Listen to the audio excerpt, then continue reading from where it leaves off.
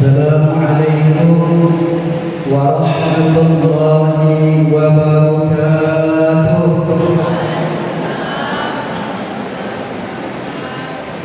Innal hamdalillah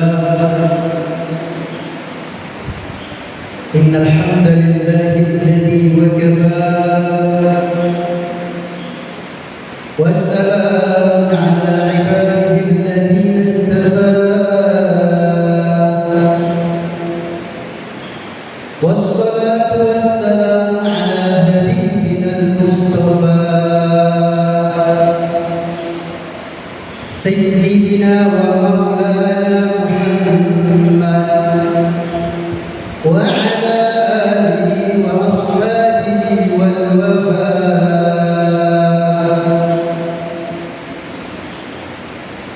Faqad qala Allah ta'ala fi kitabihil aziz wa huwa asdaqul qailin.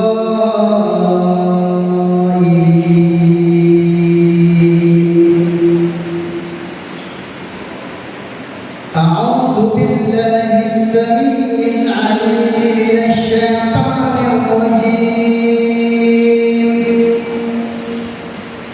Bismillahilladzi la yadurru ma'a ismihi syai'un fil ardi wa la fis samaa'i wa huwa as-sami'ul 'alim. Ya ayyuhalladzina amanu man yartadda minkum 'an dinihi fasawfa yu'tillahu biqawmin yuhibbuhum wa yuhibbunahu adillatin 'alal mu'minina 'izzatin 'alal kafirin yujahiduna fi sabilillahi wa la yakhafuna lawmata laim. Dzalika fadlullahi yu'tihi man yasha' wallahu wasi'un 'alim.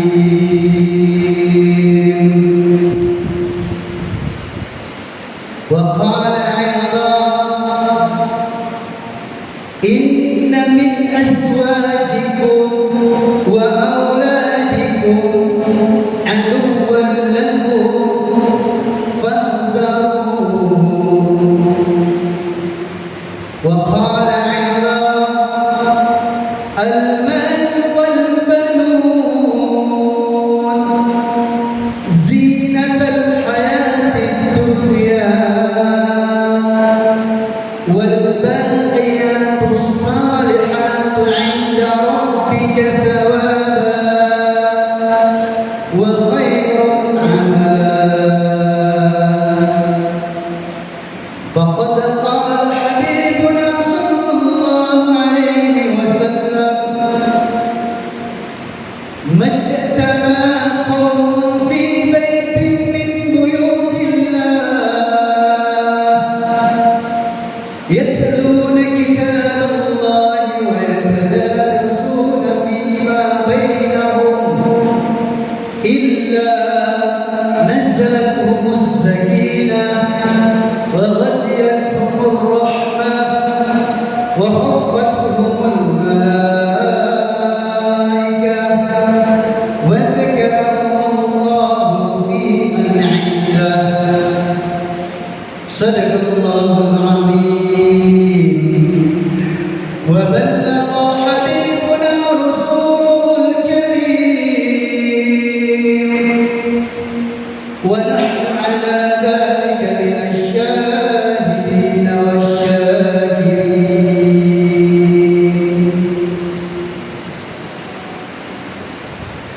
Ahibbai rahimakumullah, akramakumullah, ikhwati fillah, ayyuhal muhibbun, ayyuhal mumtahin. Yang kami muliakan muliakan dengan segala rasa taklim pimpinan yayasan beserta stakeholder, para pembina, para asatid, wabil khusus Bapak, Ibu, Ayah, Bunda, hadirin sekalian, para pejuang agama Allah. Saat ini kita bersama-sama berkumpul di tempat ini untuk menyatukan hati kita, semangat kita, himmah di dalam mujahadah, di dalam perjuangan yang dimuliakan Allah Subhanahu wa taala. Kami teringat ketika di pondok pesantren, kami bertanya dengan kiai kami sebagai orang Sulawesi. Kami tanya sama dia, Pak Yai, kok Pak Yai tidak dipanggil kiai sama orang kampung? Kok cuma dipanggil Ustaz? Maka beliau kemudian jelaskan, saya ini dari keturunan orang awam, dari orang umum, dan saya belum pantas untuk dipanggil kiai.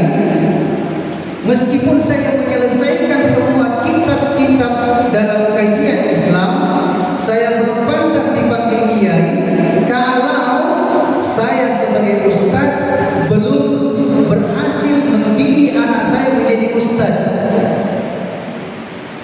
Jadi tangga pertama seorang kiai itu adalah ketika ustaz telah melahirkan ustaz, maka dia adalah kiai. Tidak sama kalau memang yang dia itu dari nasab kiai, maka dipanggil Gus.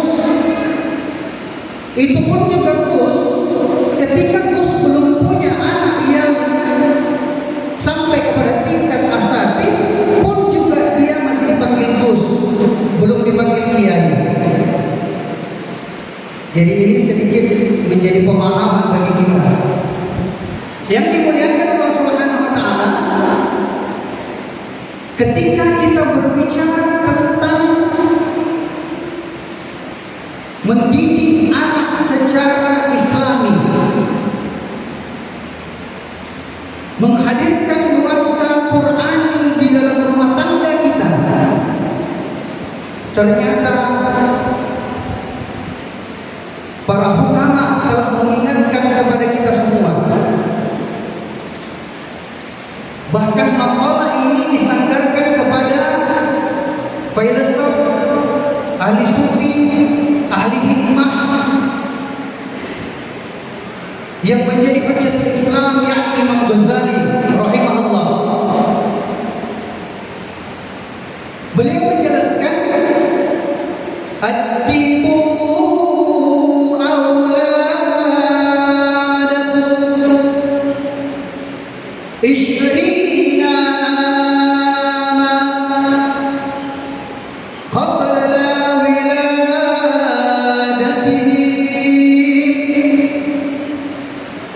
Kalau kita merujuk kepada makalah ini, akan semakin kuat kita di dalam perjuangan, akan semakin semangat kita untuk berharap bagaimana kelak mereka, anak-anak kita, menjadi investasi akhirat. Asal jangan kemudian ada kata terlambat, karena ternyata makalah ini menjelaskan belum sampai kepada tahap tarbiyah dulu. Ad-dibu, maka ada yang dikatakan ta'lim, ta'dib, kemudian tarbiyah wa targhib. Tapi Imam Ghazali menjelaskan ad-dibu auladakum, didiklah anak-anak kalian. Kita mengambil etimologis yang sama saja dulu. Ambil etimologis mendidik. Didiklah anak-anak kalian. Ishrina amma qabla wiladatihim. Didik mereka Sejak kapan itu?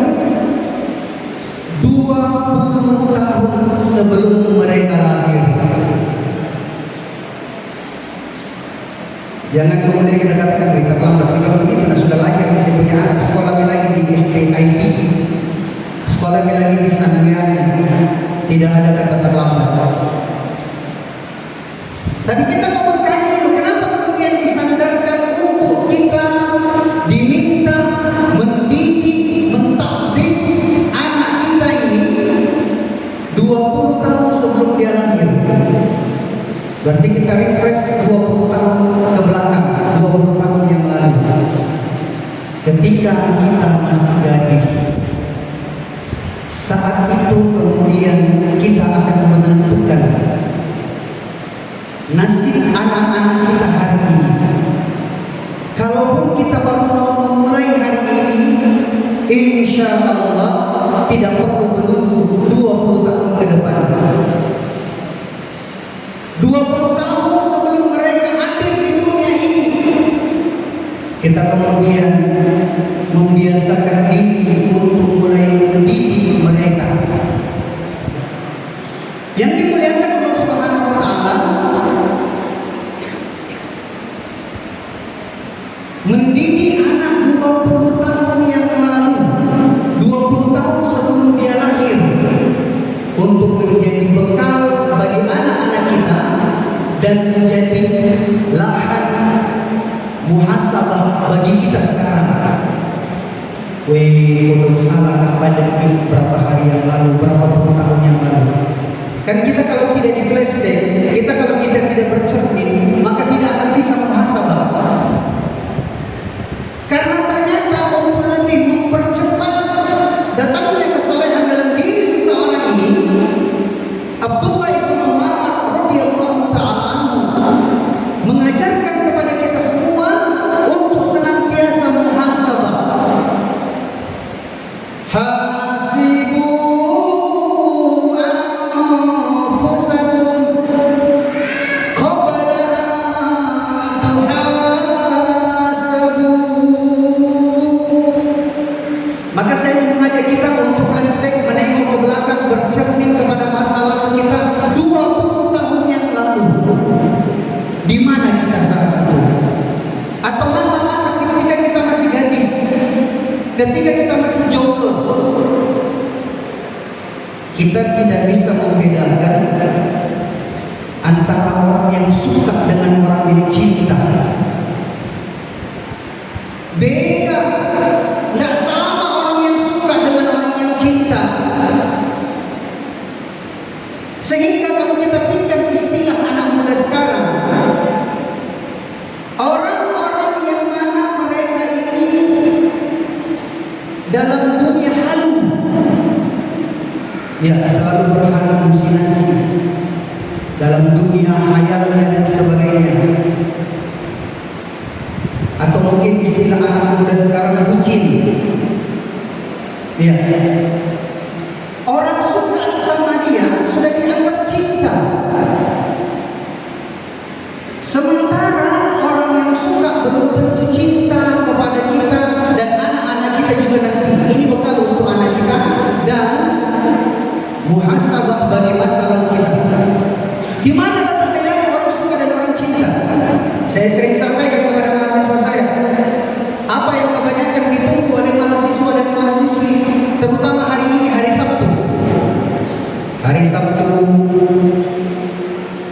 lepas sholat asar, ditongkrongin terus Androidnya, ditongkrongin terus iPhone-nya.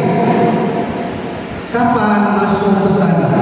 Begitu masuk pesan dari bulan atau bulana, maka kemudian ya hatinya mulai berbunga-bunga. Si bulan kirim pesan, sama siapa di kos-kosan. Berarti yang dibahas ini anak yang di kampung sebelah, bukan di sini. Kalau yang di sini tidak jauh beda, sama juga.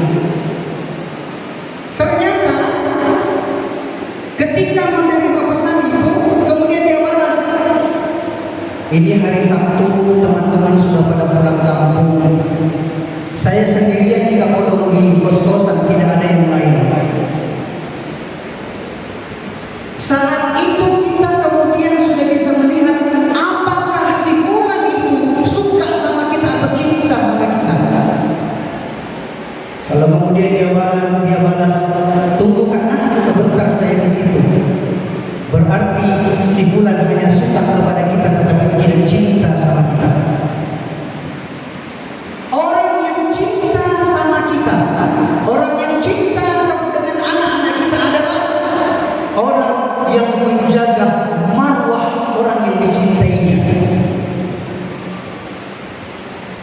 karena halunya kita, karena bucinnya anak-anak kita, justru malah pada saat dia dilecehkan, dia bangga, dia senang, bahkan pasang status thumma na'udzubillah.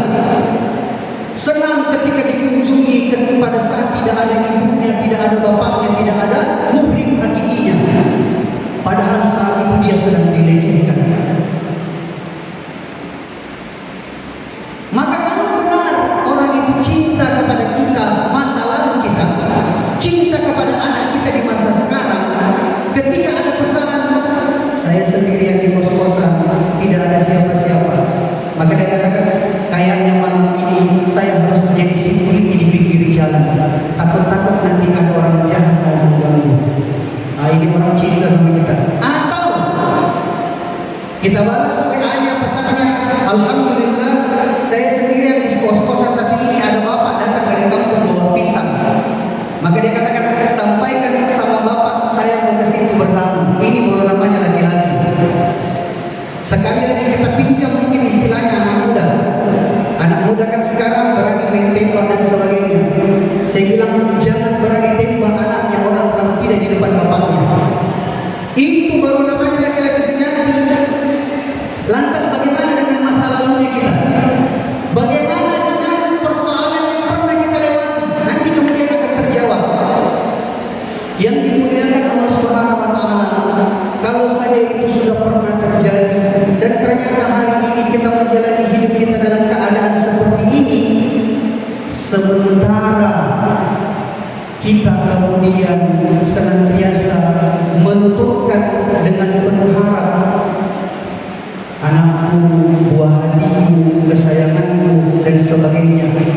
Atau mungkin kita mengulang-ulang doa daripada Nabiullah Ibrahim alaihi salatu wassalam, berharap kalau nanti anak keturunan kita, Rabbana hab lana min azwajina wa dhurriyyatina qurrata a'yun waj'alna lil muttaqina imama. Berharap kita kelak bagaimana anak keturunan kita ini menjadi penyejuk mata kita. Jangan sampai kita hanya bermimpi saja, tapi kita tidak buat usaha ke arah itu. Bagaimana kalau masa lalu kita itu kelam? Masa lalu yang kita sendiri tidak tahu. Bahkan Al-Quran menjelaskan kepada kita untuk kita mewanti-wanti dan menjadikan rasa takut itu di dalam diri kita. In ahsantum ahsantum li anfusikum wa in asabtum falaha. Tidaklah menimpa seseorang itu kecuali hanya kebaikan saja, tetapi yang kita lakukan ini adalah dosa-dosa masa lalu kita yang kalau hari ini kita tidak segerakan untuk bertobat.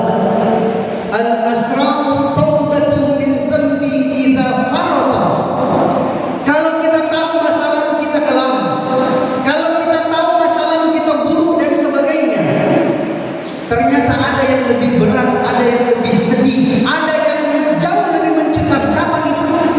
Ketika masa lalu kita itu dinampakkan di depan mata kita sebelum kita meninggal dunia dan menimpa anak keturunan kita. Sehingga kami sering juga memberikan wanti-wanti kepada mahasiswa-mahasiswi kami. Hati-hati hari ini dengan tangan dan kaki kita. Hati-hati hari ini dengan segala perbuatan kita. Atau mungkin ada yang menimpa kepada kita. Sementara hari ini kita berharap sayang dan cinta, sementara kita lontarkan kata cinta, tapi diragukan daripada kata cinta itu kalau tidak kita segerakan bertobat. Al-nusron taubat. Bersegera kita bertobat. Ketika anak kita sudah mulai tumbuh, kanak-kanak, remaja, apalagi dewasa, mumpung persoalan masa lalu kita itu belum dinampakkan oleh Allah di depan mata kita, belum kemudian menimpa kita sehingga akan menjadi lebih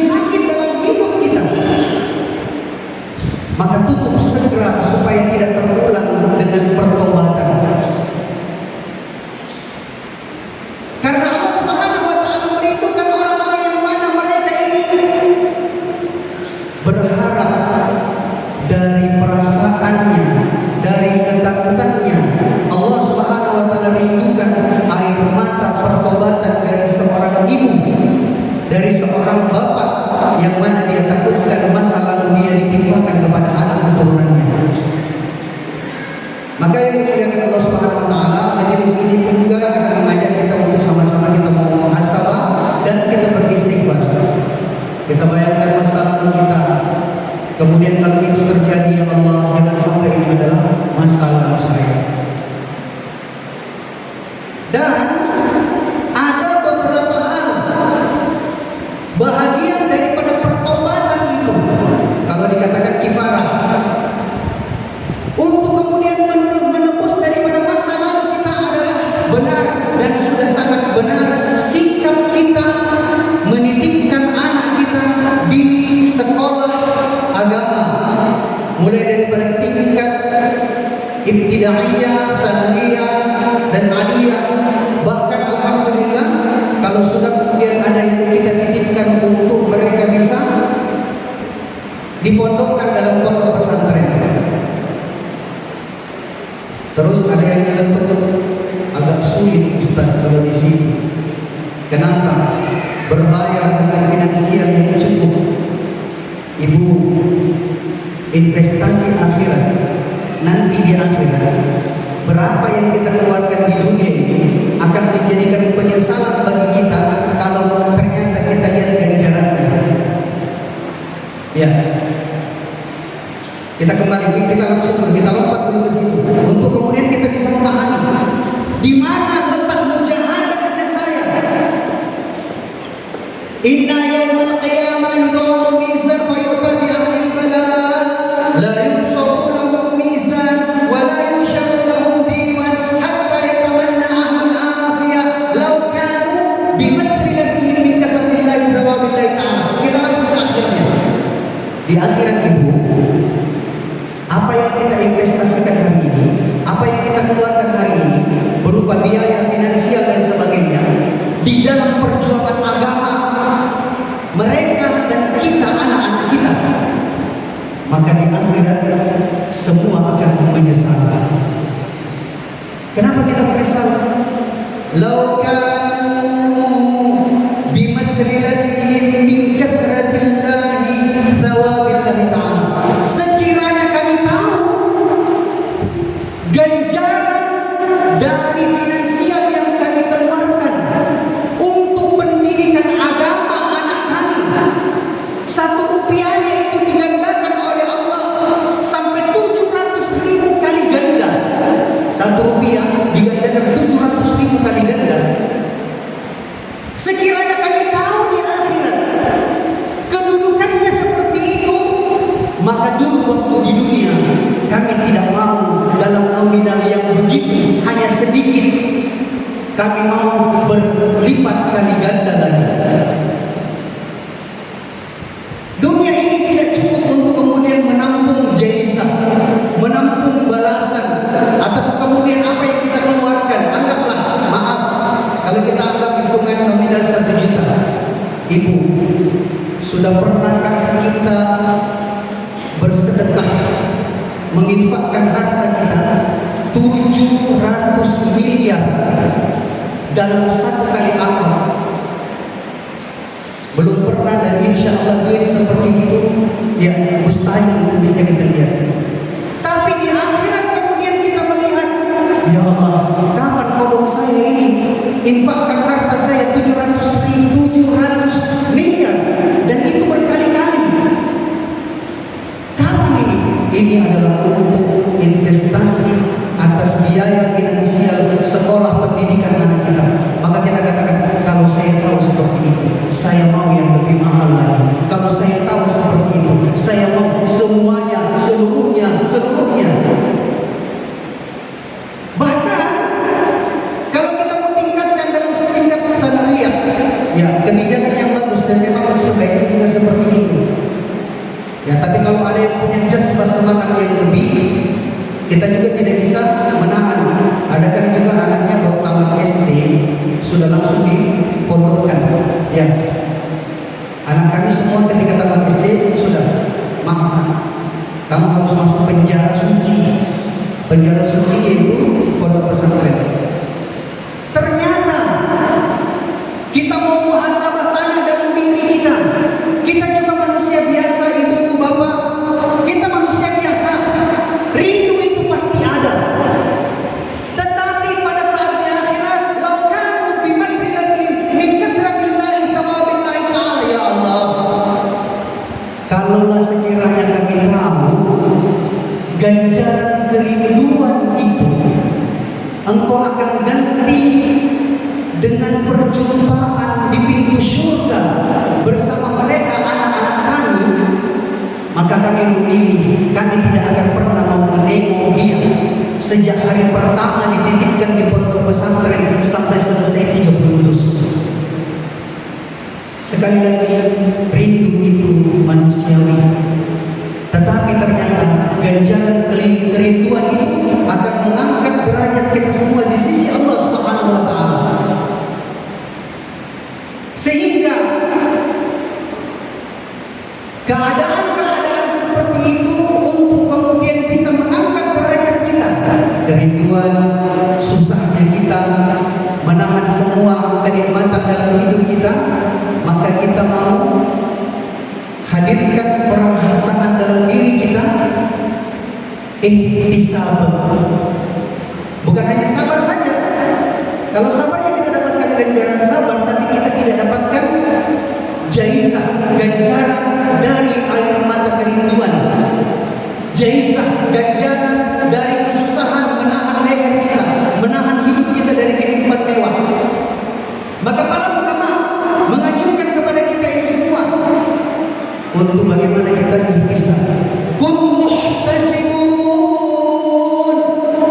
fa innaha muradi faman radiya falahu ridha. Jadi kalau kita investasikan finansial kita, ya Allah tolong, saya juga sebenarnya mau beli perhiasan, tapi ini demi masa depan anak saya, demi akhirat kami, demi agama kami, maka insya Allah saya intisab. Kita infakkan. Ya Allah, saya juga rindu, tapi saya intisab. Maka dalam doa munajat kita tengah malam, kita gelar sajadah, kita doa curhat kepada Allah. Dalam intisabnya kita, ya Allah, kalau hari ini kami rindu, dan kuatkan kami dalam menahan kerinduan, tidak ada harapan kami kecuali nanti di akhirat Engkau kumpulkan kami kembali, Engkau gantikan kerinduan ini dengan bergandengan tangan bersama mereka anak-anak kami sampai di jannah. Maka yang dimuliakan Allah Subhanahu wa taala, ihtisab kita itu akan berbuah sesuai dengan apa yang kita ajarkan. Tapi kalaupun anak-anak kita yang sudah punya ada di pondok, ustaz-ustaznya pun juga sudah berusaha semaksimal mungkin untuk bagaimana mereka yang bisa hafal Al-Quran. Ya, target minimal mungkin 1 pojok setiap hari, sehingga minimalnya sebulan bisa dapat 1 juz. Masya Allah, kan luar biasa. Tapi pulang-pulang ke rumah, ini yang mau ditahu, ini yang kita mau lihat. Adakah kemudian taklim itu berlaku di rumah? Kalau dia pulang ke rumah, terkadang kan ustaznya bilang, ya seperti santri-santri kami juga, ini santri kalau dikasih libur, dia 6 bulan di pondok dalam keadaan steril, pulang ke rumah baru 2 hari 3 hari di rumah langsung buyar, hilang hafalannya. Kenapa? Faktor pertama adalah kita mau melatih diri kita dari berbicara santun. Di pondok pesantren, di sekolah, di pendidikan agama, insya Allah para murabbi, para asatid, mereka akan memuliakan anak-anak kita dengan menarik. Iya, kenapa kita dipanggil kita dimuliakan loh? Anak-anak kita itu, kenapa kita mau bikin apa? Tapi begitu tiba di rumah, dari mana mau makan? Suasana yang sangat berbeda. Dan kita sedang melecehkan anak kita sendiri, juga melecehkan diri kita sendiri.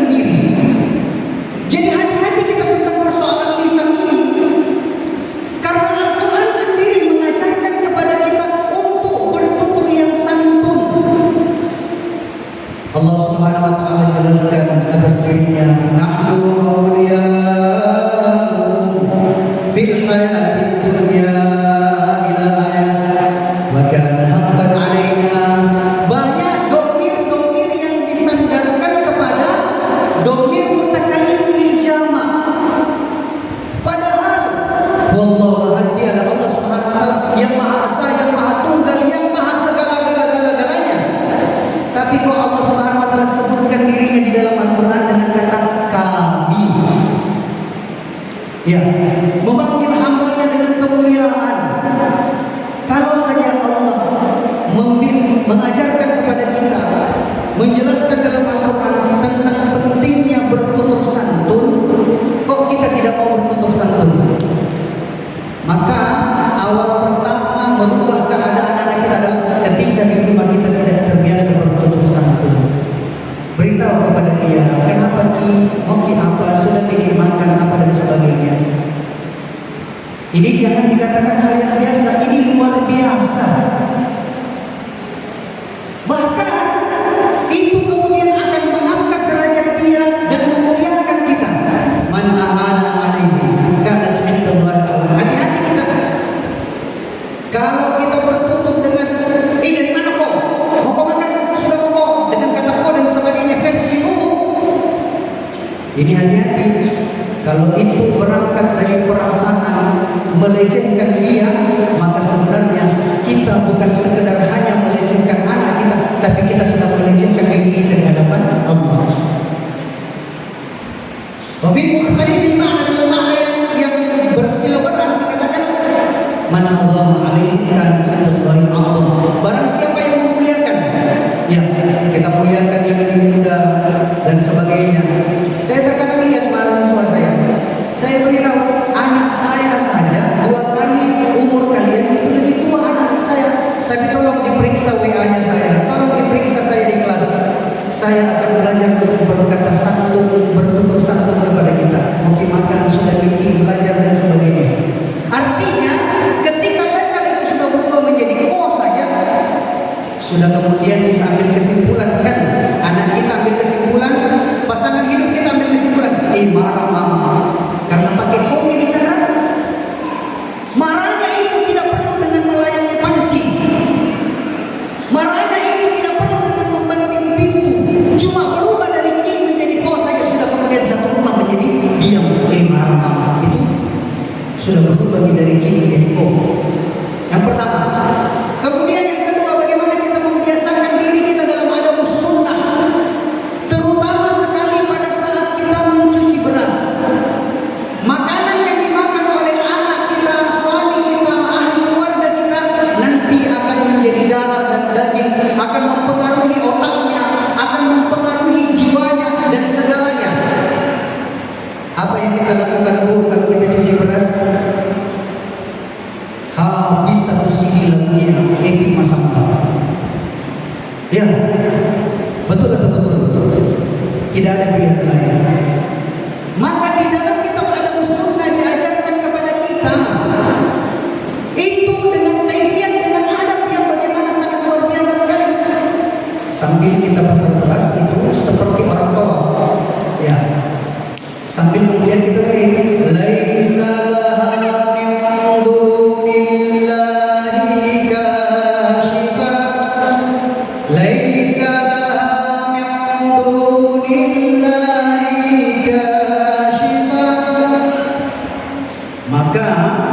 ketika anak kita, suami kita, ahli keluarga kita dia makan makanan dari buah tangan, dari karyanya ibunya, istrinya, maka apa yang terjadi? Akan menjadikan dirinya semakin dekat dengan Allah, semakin kuat dalam ibadah, semakin tawadhu dan rendah diri. Tapi kalau hari ini suami kita di luar, matanya liar, kehidupannya sama dan sebagainya, jangan kemudian kita langsung ucap dia, Khalid Asmani ini laki-laki begini. Kita dulu tanya bagaimana cara dalam makan cara cuci beras. Kenapa? Akan mempengaruhi mereka, anak kita, ahli keluarga kita dengan sebab itu. Boleh jadi dia kuat badannya, fisiknya, tapi salah di luar akan memaksa yang lain. Maka biasakan hal-hal yang seperti itu. Ya, saya minta, masih ada waktu saya tunjukin. Ada teman-temannya saya pasang. Maka yang dimuliakan Allah Subhanahu wa taala, semua yang telah kita buat itu dari lisan kita, dari adab kita, dari doa kita, saya hanya ingin kemudian mengulang, menyampaikan satu kisah kehidupan seorang yang sangat luar biasa, harus menginspirasi kita semua. Satu orang ulama yang hari ini sampai hari ini masih dirindukan oleh umat Islam di seluruh dunia, rindu sama dia. Maka beliau ceritakan 40 tahun yang lalu, itu di tahun 2000, berarti 60 tahun dari sekarang. 60 tahun yang lalu, waktu itu saya masih kanak-kanak sih, seperti adik-adik kita ini masih kanak-kanak. Saat itu masih usia 4-5 tahun. Kami tinggal di tengah gurun padang pasir. Untuk kemudian perjalanan dari Hijaz sampai kepada Syam, itu butuh perjalanan dan harus transit di beberapa tempat. Maka beliau ceritakan 60 tahun yang lalu, Raja Arab telah memutuskan untuk memilih rumah kami sebagai tempat transit akan berjalan ke Syam. Ternyata benar, waktu yang telah ditetapkan itu tinggal sepekan. Raja Arab akan lewat dan akan singgah di rumah kami. Saya lihat ibu saya sibuk sekali membuat jamuan, membuat persiapan, rumah dihias, semua belanjaan ini disiapkan dan sebagainya. Singkat cerita, hari ketika kemudian Raja Arab Saudi itu sudah akan singgah di rumah kami, saya lihat ibu saya sejak subuh hari bersungguh-sungguh dia telah mempersiapkan makanan terbaik. Makanya perlu kita ini punya makanan khas yang menjadi kerinduan anak kita. Saya melihat ibu saya mempersiapkan makanan yang terbaik sejak subuh hari, sampai tidak ada kemudian saudara saya yang menjaga saya hanya bisa bermain di padang pasir. Dari pagi ibu saya sibuk membuat roti Maryam, nasi biryani, kari, gulai dan sebagainya, dibuat dan dihidangkan. Ini curi time. Menjelang menit-menit akan tibanya daripada Raja Arab Saudi di rumah kami. Kami kemudian diseru sama ibu kami untuk masuk ke dalam rumah mengganti pakaian. Saya pun juga dipanggil ibu saya. Padahal saat itu saya sedang bermain pasir. Maka saya ambil dengan kedua tangan saya kiri dan kanan dengan pasir. Saya masuk ke dalam rumah. Saya lihat ini ada meja seperti ini, disusun ditata rapi sepanjang meja, makanan-makanan yang banyak. Maka pasir yang ada di tangan kanan dan kiri saya itu saya hamburkan di atas makanan itu, saya jadikan sebagai topping. Semua makanan saya taburi daripada pasir. Sampai kemudian di ujung sana. Maka ketika ibu saya datang, kurang lebih begitu juga kita, Bu. Kira-kira Bu bagaimana sikap kita? Ini Pak Wali sudah mau datang, tapi anak kita si kecil ternyata menaburkan pasir di atas semua makanan yang sudah kita siapkan. Kira-kira ibu marah atau marah, Bu? Tidak ada pilihan lain, marah ya? Ya. Bahkan beliau beritahu saat itu ibu saya bukan hanya sekedar marah besar, marah sekali ibu saya. Tapi marahnya ibu saya tidak seperti marahnya orang Palopo. Saya bersyukur dengan kemarahan ibu saya saat itu. Waktu ibu saya melihat apa yang saya buat, semua makanan saya taburi dengan pasir. Ibu saya kemudian keluar dari dapur, dia melihat hancur sudah harapannya, hilang sudah harapannya, semua makanan ditaburi pasir. Maka ibu saya marah dengan marah yang besar. Tapi marahnya ibu saya kemudian dia katakan, idhab ilal haram fatakumu imaman huna. Ibu saya marah, tetapi marahnya ibu saya, marahnya ibu hari ini adalah marah yang akan menjadi doa menembus sampai kepada arsy ilahi. Ibu, istighfar kita. Kalau dulu ternyata lisan kita pernah ancam anak kita, Kita panggil dia dengan anak setan, kita panggil dia dengan nama binatang. Jangan sampai lisan kita sudah menembus ke arah ilahi. Jangan sampai doa-doa kita ini pun juga menjadikan naas masa depan mereka, menjadikan susah hidup mereka, bahkan kemudian menjadi malapetaka bagi mereka anak keturunan kita.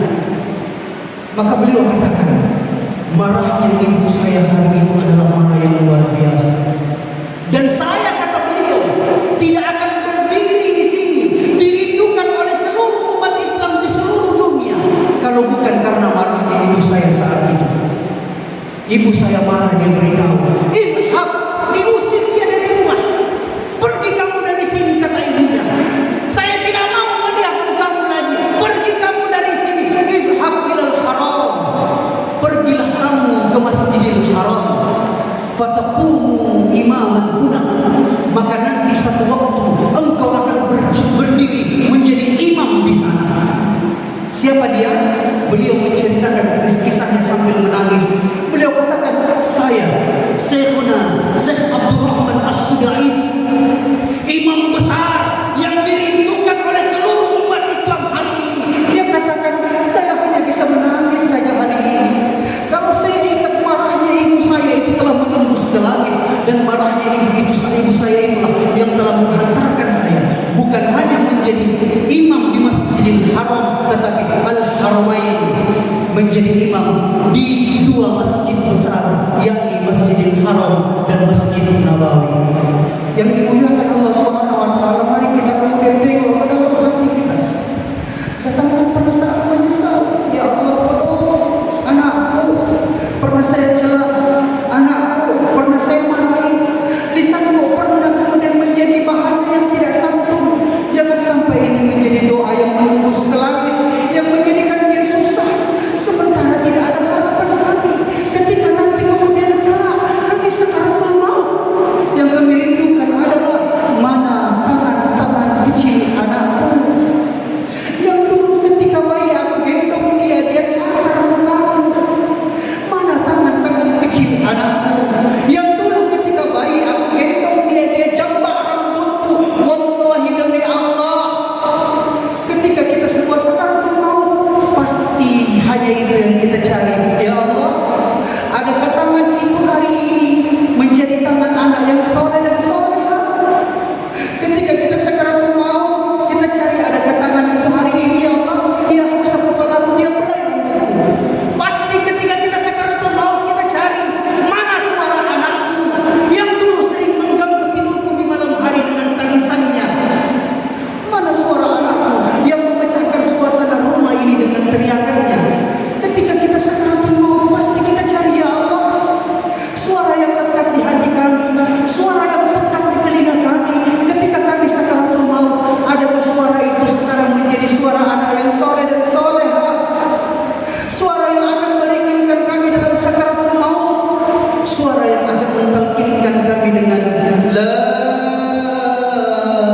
ilaha illallah. Kita berharap semoga Allah Subhanahu wa taala menjadikan perjuangan kita ini bernilai ibadah, dan yang paling penting lagi adalah untuk bisa berkumpul bergandengan tangan sampai di jannah.